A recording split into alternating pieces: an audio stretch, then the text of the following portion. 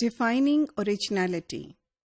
Now, every thesis has a statement of originality at the beginning of the research work یا research paper.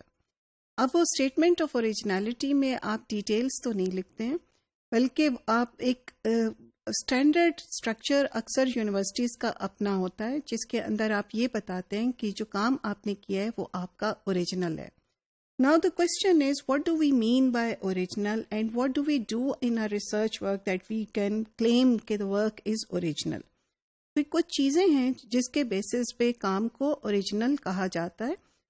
مثلا اگر آپ کوئی ایسی بات کہہ رہے ہیں جو کسی نے آپ سے پہلے نہیں کہی تو وہ ورک آپ کا اوریجنل کہلاتا ہے.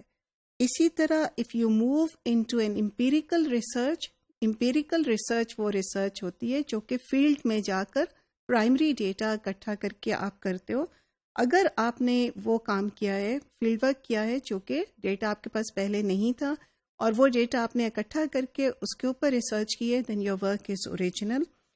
اگر آپ نے ان چیزوں کو آپس میں ملا کے یوز کیا ہے، دو مختلف تھیوریز کو آپ نے اکٹھے ملا کے یوز کیا ہے جیسا کہ پہلے نہیں ہوا تھا، because you have synthesized the material in your way, then the work becomes original. اسی طرح سے اگر کوئی لٹریچر میں بات چل رہی تھی مختلف جگہوں پہ تو آپ نے اس کو ایک نئے طریقے سے انٹرپریٹ کیا ہے فریم ورک، تو then also your work will be considered original. If you have taken someone else methodology یا someone else research questions یا framework, as long as you state کہ آپ نے یہ کہاں سے لیا ہے اور کس کا ہے، پراپر ریفرنسنگ کرو تو وہ پلیجرزم نہیں ہوتا. اگر آپ وہ اٹھا کے وہ چیز فریم ورک اٹھا کے آپ کسی اور کانٹیکسٹ میں اسی قسم کا بھی کوشچن جو اس کے ریسرچ کوشچنس تھے وہ بھی یوز کریں گے ایک ڈفرینٹ کانٹیکسٹ میں. کسی نے فار انسٹنس اسکولس میں ریسرچ کی اور آپ ہائر ایجوکیشن میں کر رہے ہیں، کسی نے یو ایس میں ریسرچ کی اور آپ وہی ریسرچ وہی میتھڈالوجی یوز کر کے آپ پاکستانی اس میں کر رہے ہیں، تو وہ کام بھی آپ کا اوریجنل ہی کہلائے گا کیونکہ it is new to the context.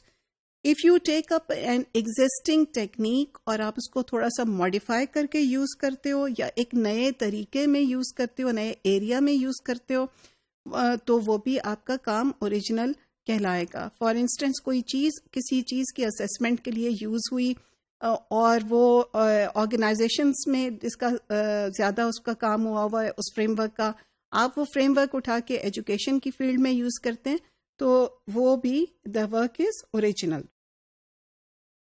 Similarly if you work across disciplines, اگر for instance you take up 2 different fields, language and health ہو گئی، ایجوکیشن اور ہیلتھ ہو گئی، 2 مختلف ڈسپلنس کو اٹھا کے کام کرتے ہیں تو وہ بھی آپ کا کام اوریجنل ہی کہلائے گا.